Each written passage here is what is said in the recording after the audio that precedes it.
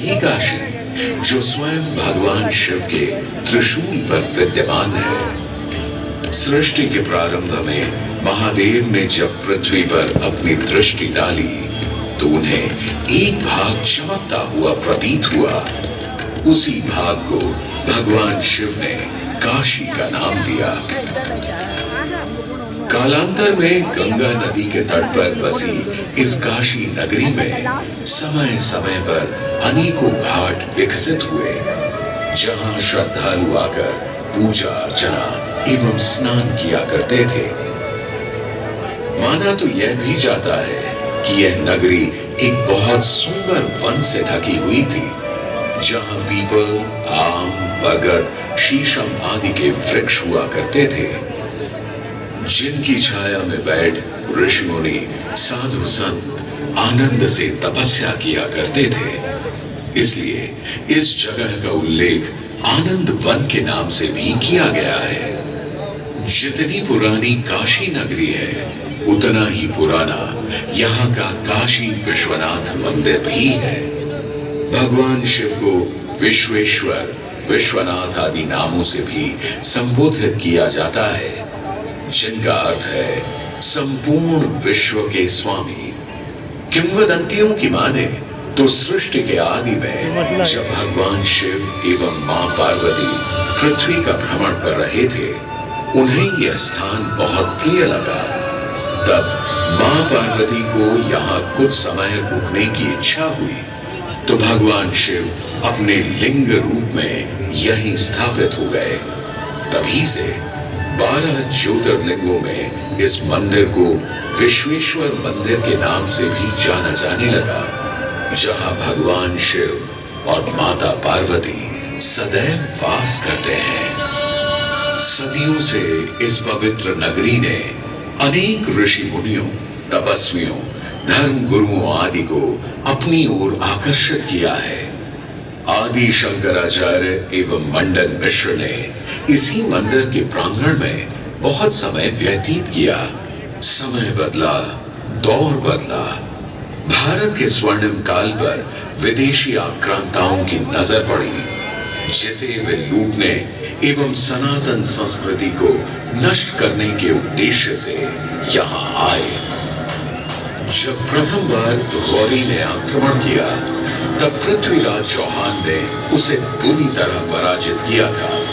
अंत में उसने क्षमा मांगी और वचन दिया कि ऐसी गलती दोबारा कभी नहीं होगी। अतः पृथ्वीराज चौहान ने उसे छोड़ दिया। संभवतः यह एक दुर्भाग्यपूर्ण निर्णय था, क्योंकि अंततः गौरी ने पृथ्वीराज चौहान को धोखे से हराया।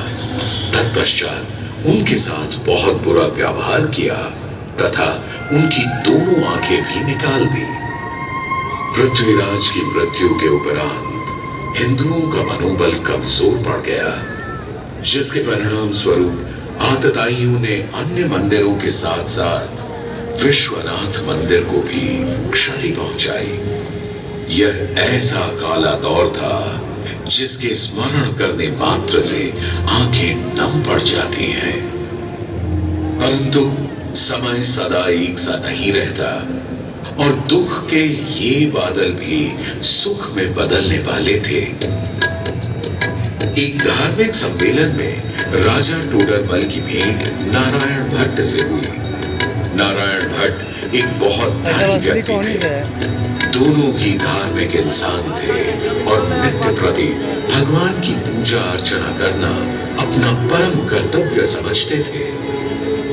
दोनों ने काशी विश्वनाथ के इस पावन मंदिर का जीर्णोद्धार करवाया और वीरान पड़े खंडहरों में एक नई जान डाल दी। 16वीं सदी में संत तुलसीदास ने यहाँ रामचरितमानस की चौपाइयों को पढ़ा था तथा संत एकनाथ ने भी यहीं पर वारकरी संप्रदाय का महान ग्रंथ श्री एकनाथी भागवत लिखकर पूरा किया था। लगभग 7वीं शताब्दी के मध्य में मराठा शासक मल्हार राव होलकर ने काशी विश्वनाथ मंदिर के पुनर्निर्माण की योजना बनाई। ये कार्य वे तो नहीं कर पाए, परंतु उनकी पुत्रवधू अहिल्याबाई होलकर जी ने इसे सन 1776 से 1778 के बीच पूरा किया। वर्तमान काशी विश्वनाथ मंदिर निर्माण का श्रेय अहिल्याबाई होलकर जी को ही जाता है। इनके अलावा महाराजा रणजीत सिंह ने 1000 किलो शुद्ध सोने से निर्मित छत्र को इस मंदिर पर लगवाया। जहां ग्वालियर की महारानी बैजाबाई ने ज्ञानवापी का मंडप बनवाया, तो वहीं नेपाल के महाराजा ने यहाँ नंदी की प्रतिमा स्थापित करवाई।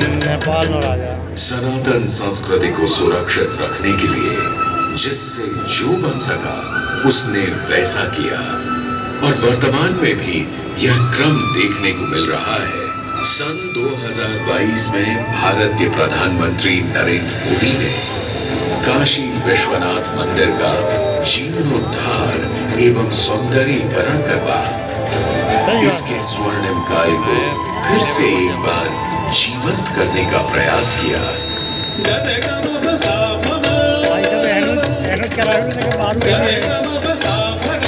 भगवान शिव को समर्पित काशी विश्वनाथ का यह पावन मंदिर सदियों से करोड़ों श्रद्धालुओं का प्रेरणा स्रोत रहा और सदैव के लिए रहेगा।